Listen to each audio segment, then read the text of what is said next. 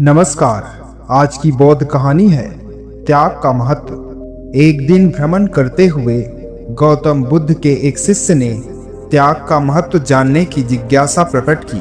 तभी गौतम बुद्ध ने अपने सभी शिष्यों को एक स्थान पर बैठने का आदेश दिया और त्याग का महत्व समझाते हुए उन्हें एक कथा सुनाई। किसी देश में एक राजा राज करता था। वह बहुत अभिमानी था, अपने बराबर किसी को नहीं समझता था। कारण उसका राज्य विशाल था, राजकोष धन से भरा रहता था। उसके पास बहुत बड़ी सेना थी और उसके आसपास नौकर चाकरों की पलटन थी जो हर घड़ी उसका हुक्म बजाती रहती थी। चापलूस उसके अहंकार को बढ़ावा देते रहते थे। संयोग से एक दिन एक फकीर उस राजा के यहाँ आया।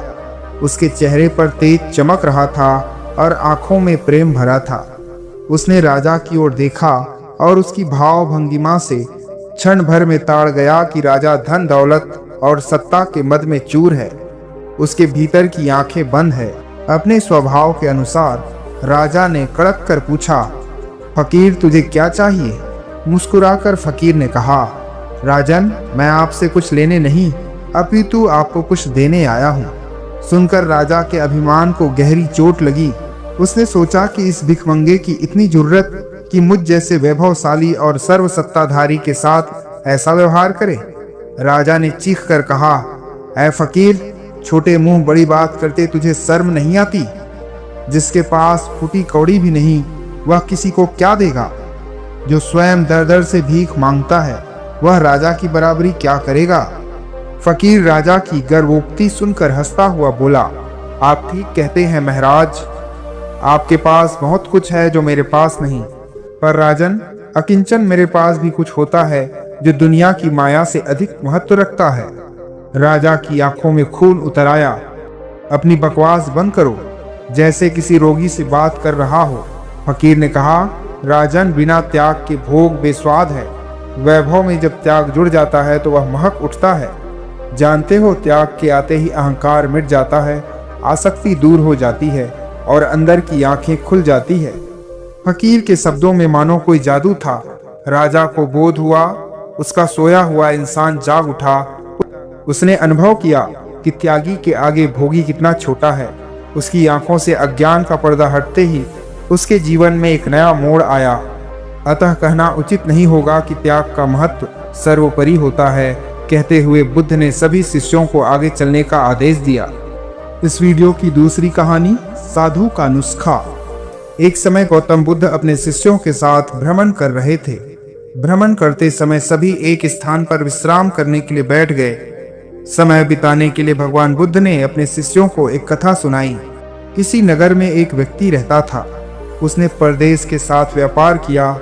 मेहनत फली, कमाई हुई और उसकी गिनती सेठों में होने लगी। महल जैसी हवेली बन गई। वैभव और बड़े परिवार के बीच उसका जीवन बड़े आनंद से बीतने लगा। एक दिन किसी दूसरे नगर से उसका एक संबंधी आया।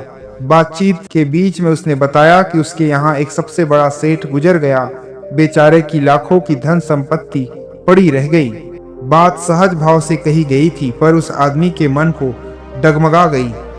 हाँ, उस सेठ की तरह एक दिन वह भी तो मर जाएगा। उसी क्षण से उसे बार बार मौत की याद सताने लगी। हाय, मौत आएगी, उसे ले जाएगी और यह सब कुछ यहीं छूट जाएगा। मारे चिंता के उसकी देह सूखने लगी। देखने वाले देखते कि उसे किसी चीज की कमी नहीं है। उस पर उसके भीतर का दुख ऐसा था कि किसी से कहा नहीं जा सकता था।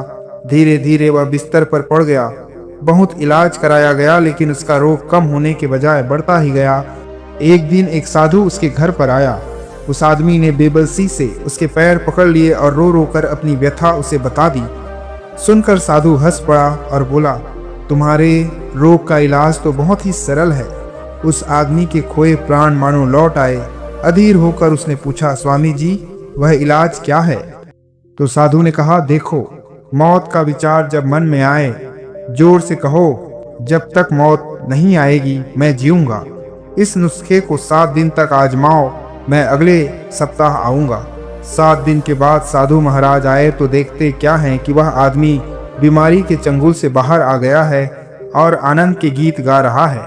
साधु को देखकर वह दौड़ा और उसके चरणों में गिरकर बोला, महाराज, आपने मुझे बचा लिया। आपकी दवा ने मुझ पर जादू सा असर किया। मैं समझ लिया कि जिस दिन मौत आएगी उसी दिन मरूंगा, उससे पहले नहीं।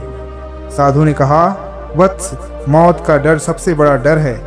वह जितनों को मारता है, मौत उतनों को नहीं मारती। धन्यवाद। नमो बुद्धाय।